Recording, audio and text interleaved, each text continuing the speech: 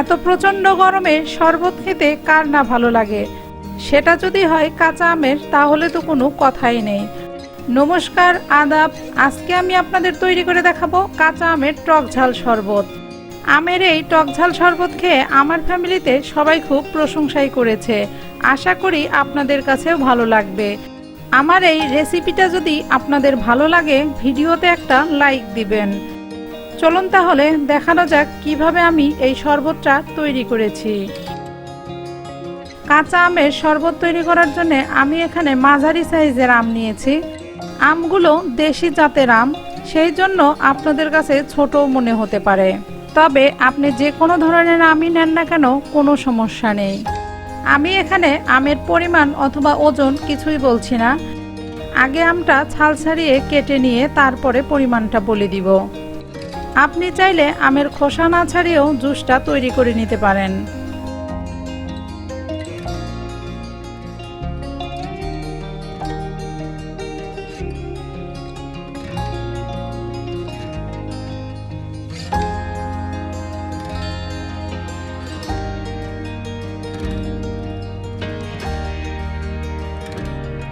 আমের খোসা ছাড়ানো হয়ে গেছে।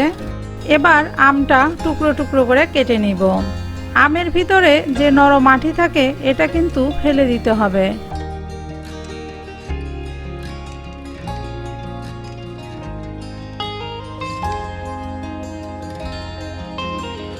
আমি এই রকম ছোট ছোট টুকরা করে কেটে নিয়েছি। আপনারা আপনাদের পছন্দ অনুযায়ী কেটে নিতে পারবেন। ছোট ছোট টুকরা করে কেটে নিলে ব্লেন্ড করতে অনেক সুবিধা হয়, তাই আমি ছোট ছোট করেই কেটে নিয়েছি।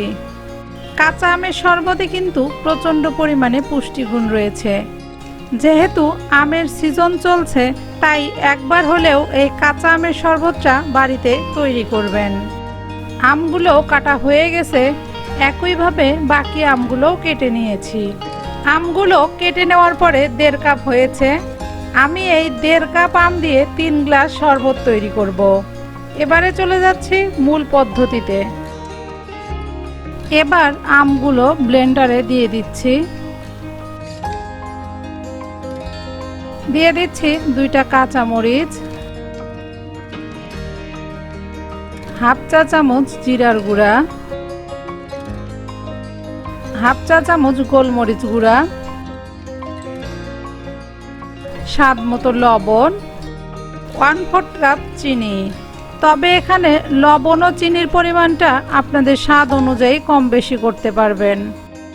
1 টেবিল চামচ লেবুর রসও দিয়ে দিচ্ছি। এবার দিয়ে দিচ্ছি পরিমাণ মতো জল। দিয়ে দিচ্ছি 4 টুকরা বরফ। আপনারা এখানে বরফের পরিবর্তে ঠান্ডা জলও দিতে পারেন। এবারে ব্লেন্ডারে ঢাকনা দিয়ে ঢেকে দিয়ে ব্লেন্ড করে নিব।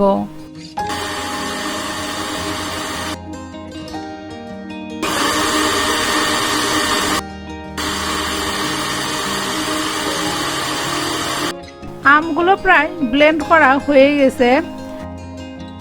এবারেতে দিয়ে দিব হাফ চা চামচ বিট লবণ। বিট লবণ দিয়ে আবারও একটু ব্লেন্ড করে নিব। আমার পুদিনা পাতার ফ্লেভারটা ভালো লাগে না, তাই আমি এখানে ব্যবহার করিনি। আপনারা চাইলে কিন্তু এখানে পুদিনা পাতাও দিতে পারেন। সবগুলো উপকরণের সাথে আমগুলো ভালোভাবে ব্লেন্ড করা হয়ে গেছে।